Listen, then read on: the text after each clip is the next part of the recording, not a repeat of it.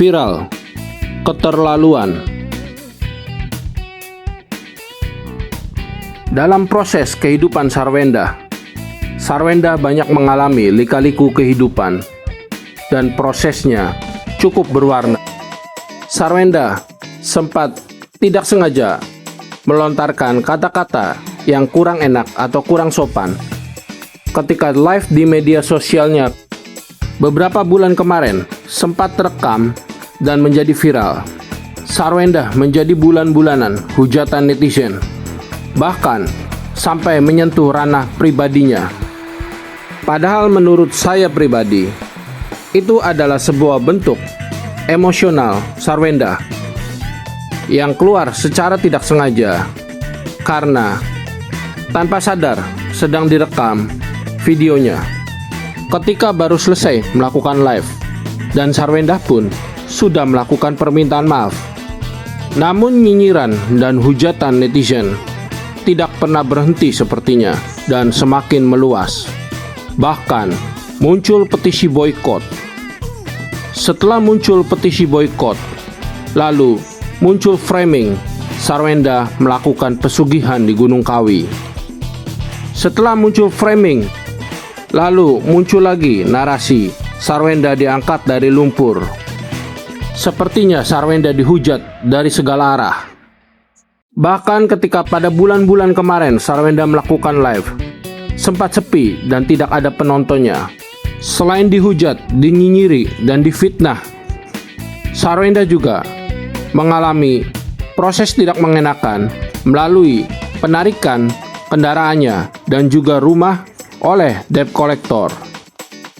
Bahkan ada narasi yang kurang mengenakan juga, di mana Sarwenda dianggap seorang wanita dan seorang ibu yang kejam, tidak mempersilahkan anaknya untuk bertemu dengan ayahnya.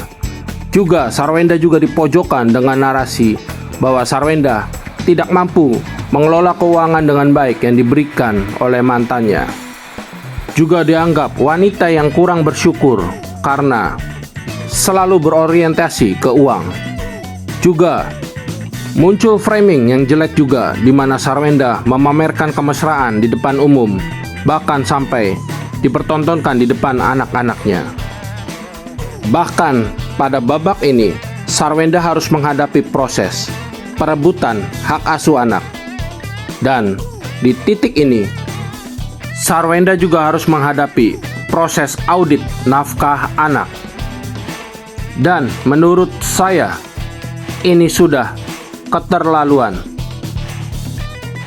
Prince Tuxedo berada di samping Sarwenda untuk mendukung dan mensupport Sarwenda agar mampu dan bisa memenangkan hak asuh kedua anaknya. Kenapa saya sebut keterlaluan? Karena bila di titik akhir atau klimaksnya Sarwenda mengalami kekalahan dalam perebutan hak asuh kedua anaknya, dan juga Sarwenda harus mengalami proses audit nafkah anaknya. Di situ Sarwenda yang berada di posisi sebagai ibu dan juga seorang wanita, dia tidak mendapatkan apa-apa, dan juga plus nama baiknya tercoreng dan tercemar, plus dia juga harus menghadapi hujatan dan nyinyiran netizen yang ditujukan kepadanya.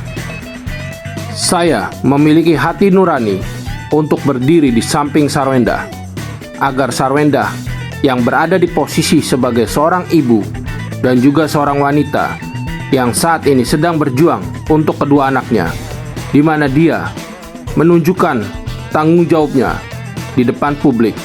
Terkhusus saya melihat secara pribadi bahwa perjuangan yang dia lakukan tidak main-main, khususnya untuk kedua anaknya. Maka disitulah saya memiliki banyak alasan untuk mensupport dan mendukung Sarwenda agar mendapatkan hak asuh kedua anaknya dan juga dapat kembali beraktivitas secara normal, yaitu berdagang dan berjualan untuk mencukupi kebutuhan kedua anaknya. Terlebih lagi, dia adalah seorang ibu yang sedang berjuang, di mana simpatik dan empati para wanita, khususnya yang saat ini sedang mencibir dan juga menghujat Sarwenda. Seharusnya wanita yang memiliki perasaan lebih halus dan lebih peka bisa saling mensupport, bukan malah sebaliknya, yaitu menyerang. Atau kalian yang menghujat Sarwenda memiliki alasan lain? Entahlah, hanya kalian yang tahu alasannya. Namun saya percaya kebenaran akan menemukan jalannya sendiri.